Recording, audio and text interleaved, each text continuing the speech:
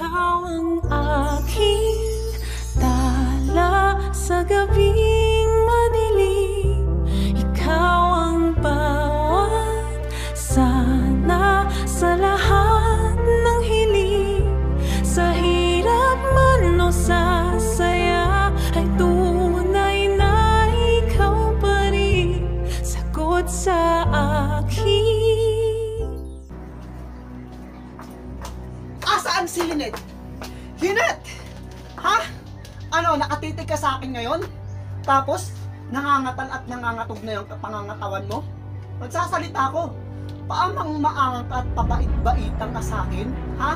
Tapos ngayon, ano, hindi ka makapagsalita sa harapan ko.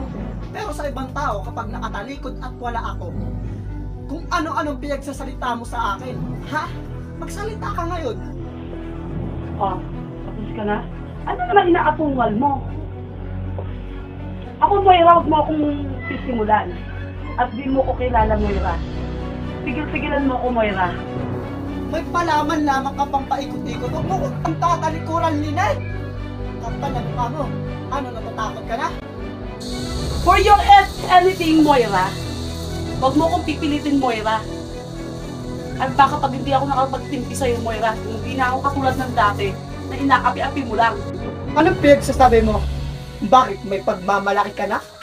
Dahil ba nakuha niyo na yung apex ng hospital? Ha? Hindi pa rin kayo magtatagumpay dahil meron pa rin akong gagawing plano para mapabagsak ang hospital. Para mapapunta sa akin ang apex na hospital. At ano, kala nyo panalo na kayong dalawa ni Annalyn sa ginagawa ninyong dalawa sa akin ng pabait-baitan?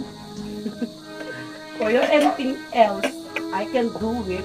And everywhere, some people say, don't stop and stop quiet. You know?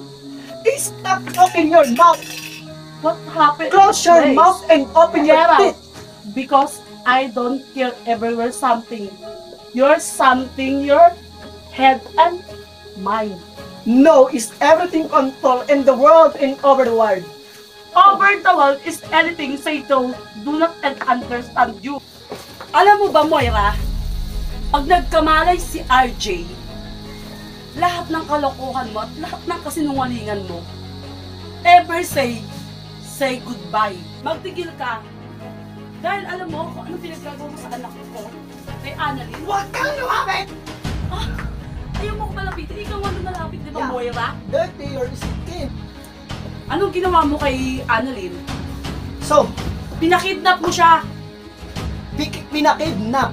Noong una si RJ, Oh. ako ang may dahilan. Ngayon naman, yung anak mo na si Annalyn na kusang nagpapasakit-sakitan, nagpapahimatay-matayan, tapos ngayon, ako ang sisisihin nung nasugod sa ospital. Ano sasabihin ninyo? Kinakawawa ko si Annalyn? Ha? Ang kakapal ninyo ng mag-ina ng mukha ninyo para mapakuha nyo lang at mapasa inyo ang hospital ng Apex. Baka gusto mo ng ano, Moira? Kinakain ko, Moira. Para Ikaw ang para gumamit, magamot diyang kasinungalingan mo. ikaw gumamit niya ng Colgate na yan. Dahil gumagamit ako ng Colgate, mga imported. Ay, talaga? Yeah, that is imported and I will using that some kinds of Colgate that is imported, you know that? Okay, fresh here and Yeah. fresh tip. You know? Yeah. Is Colgate is everywhere. You're very No, clean huwag in ka your lumapit sa akin.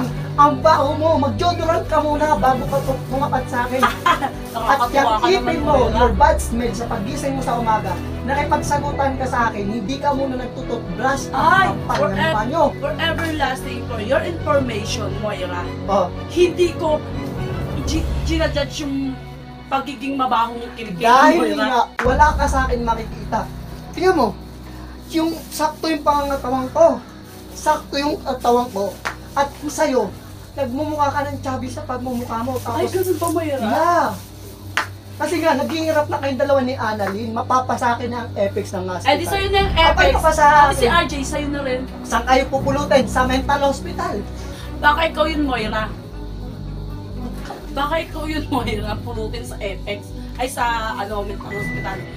Kasi, yung mukha mo ngayon, mukhang taga-mental hospital na eh. Ano? Tapos, Wala na yung mga kagamitan nyo doon sa hospital, sa Apex, dahil nga mapapasakay ng hospital ng Apex. Wala na si Annalyn, wala na rin si RJ dahil hindi na mabubuhay, hindi na siya magkakamalay. At ang Apex ng hospital, mapapasakay na yun dahil pinaperma ko na yan kay madam. Hindi nyo ba alam? Gusto mo kasi, Moira, na hindi nagkaroon ng malay si RJ. Kasi gusto mo kunin lahat ng kagamitan ni RJ. Ano Moira ginagawa mo sa nanay ko?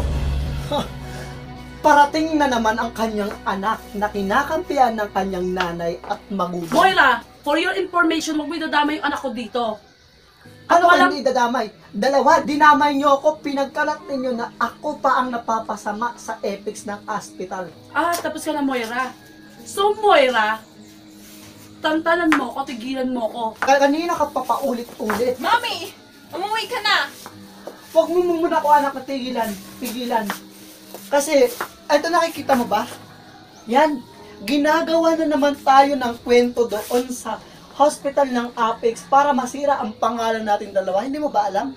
Kaya galit na galit ako dahil nga silang dalawa ni Annalyn, ginagawa Zoe. na naman tayo ng kwento. Zoe, huwag ka nang makialam dito kasi yung nanay, yung mami mo, iuwi mo na yan. At baka, pati yung Apex dito, mapahiya pa kayong dalawa dito. Mami mo. Ayaw ka naman suwi! Palagi mo na lang kinakampihan yung mami mo na hindi man tama yung pinagsasabi. Ayan ba yung tunay na mabait na anak? Yung anak mo Annalyn, nakikita mo yung ugali ng anak mo Annalyn? Ha? Ikaw ang